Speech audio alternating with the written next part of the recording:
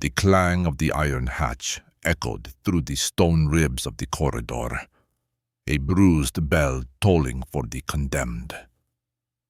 Tomas Vico's wrists burned as the cuffs bit into broken skin.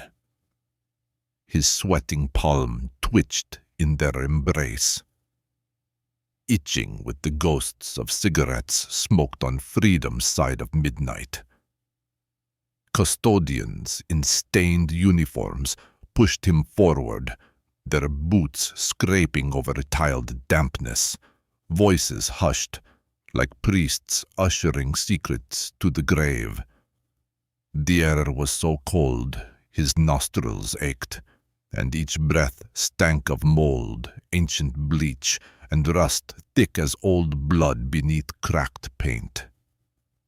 Softly, behind the shunt of footsteps, came a deeper mechanical moan, the locks opening themselves, driven by the rhythm of some ancient clockwork that regulated every hope of escape. He'd heard stories, of course. They all had. Deep below the city, a prison no law acknowledged, a perpetual midnight, ruled by rules as old as vengeance. The walls sweated cold, every blink of light from overhead bulbs drifting, shifting with a pulse that was never quite in time. His escort left him at a crossways, a tunnel to left etched with ciphers, one ahead lost in blackness, and on the right a door stuttering with flickering red, a sign that a lock would soon shift. They didn't explain the layout. They didn't need to.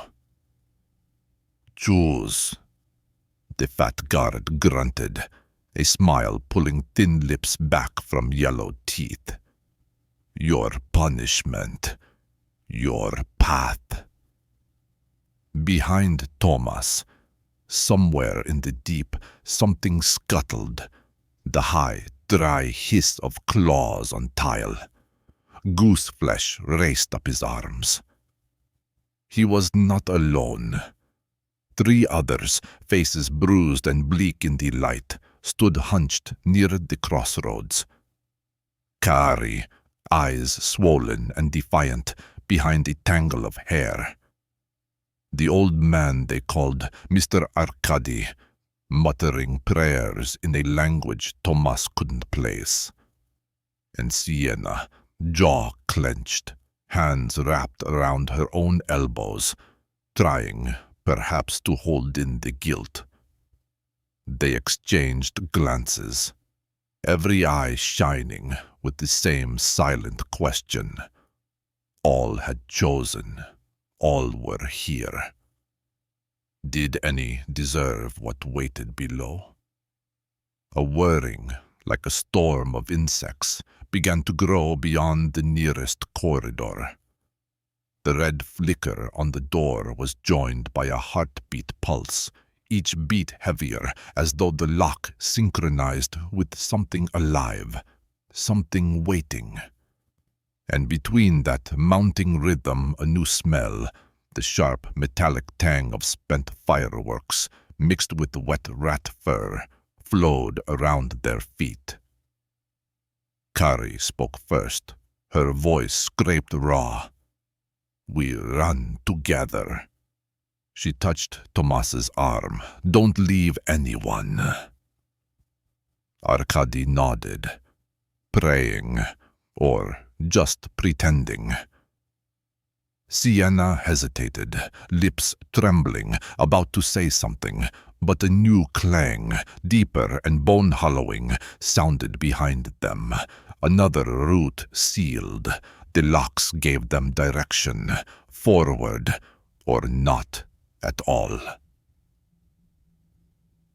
As they pressed into the corridor, Tomas's world narrowed to the gridwork of tile and shadow, the press of shoulders and his own shallow breath. The lights overhead flickered in time with the locks, sometimes cutting out for a heartbeat, plunging them into absolute night. Each time darkness returned, Tomas saw something. Quick, scrabbling forms, low to the ground, eyes that glinted like steel in black fur, gone before the light returned. But each time, a little closer. A sharp click, then a ratcheting whine. The timed door sealed behind them. Something scurried in the dark where they'd left, scratching, gnawing at the metal. Sienna whimpered and pressed close to the group. "It's not just rats," she breathed, voice thin as fishing line. "It's more. They put things in the dark, things to punish." Her tone made Tomas's skin prickle, as though the walls themselves had leaned in to listen. They hurried down angular turns, punctuated with cell doors, rusted, some bruised with strange stains. Each boasted a hole like the entry to a rat's home, not large, but ringed with jagged metal. Inside, a noise. Painful chewing, squeals muffled but edged with an unnatural metallic trilling. Kaari paused at one cell, peering within. A single eyeless rat, black, hunched over a lump of flesh, its tail bristling, not with fur, but strange silver pins that glinted in the emergency lights. Its sides shimmered under the skin with the metallic shards. She staggered back, hand against her mouth. Arkady broke the silence. "It is punishment. Choose your torment. They say here, if you confess, you get to choose your own way out." He spread his fingers in the wet air, voice brittle. "But here, the rats choose, not the wardens." Sienna's steps faltered. "What if we don't confess?" she asked. "Then the locks choose," Arkady whispered, "and the rats are always hungry." The next turn opened into a larger chamber, girded with chains webbing across the walls. The ceiling leaked, water gathered in shallow pools, reflecting their trembling forms. A gentle ticking, erratic but constant, rose from the pipes. In its center, a dais held a terminal, a punishment selection station, encased in chained glass. A screen flickered to life, offering 3 words only: pain, isolation, remorse. Sienna reached first, pressed remorse. A cage dropped around her, pinning her arms, pressing cold iron against her back. Inside, darkness smothered her. Kaari hesitated, but before she could choose, the lights guttered and the door locked again. From somewhere above, a metallic skittering as claws and nails on steel signaled the approach of the thing the guards spoke of only in riddles: the nail bomb rat. A flood of rats, small, ordinary at first glance, seeped from the cell doors. But their bodies bristled, tails and backs riddled with rusting nails, springs, shards of glass, some even with staples curled into their flesh, like the aftermath of some mad experiment. They moved with a singular purpose, parting briefly as a larger shape crawled to the front. Tomas saw it, hulking, its bulk a patchwork of scars and embedded metal. Its left side pulsed with wires and broken watch faces, parts of bombshells protruding from its sides like armor. One eye, fused shut with solder, oozed something black. It opened its mouth. Inside, among black gums, were more than teeth. Pins, bits of wire, shining needle points that clicked as it chewed. It sniffed the air. The buzzing from its belly betrayed a nest of wound metal and coiled wires, a living bomb pulsing with promise.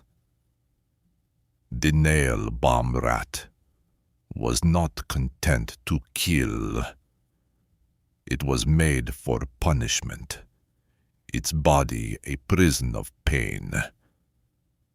As it advanced, Tomas felt his bladder shrink. Sienna, trapped behind bars, whispered, "I am sorry. I am so sorry," to the darkness. A panel beside the selection terminal clicked open. Kaari lunged, dragging Tomas with her. Arkady hesitated, torn, uttering a fresh prayer, but the rats surged, exploding in a scream of chittering hunger. They scrambled into a ventilation shaft, too narrow for comfort. The metal scraped Tomas's back, torn shirt burning against raw skin. In the dark, the scurrying sounds multiplied behind them, echoing with the whir of tiny gears and shards scraping together. Light bled from the end of the shaft. They dropped down into another cell, this one cramped, smeared with blood. Old and strange, brown as rot, with a mural scratched by desperate fingers. A rat, crowned in nails, its body fused to a clock. The word spiraled outward. Confess or choose. The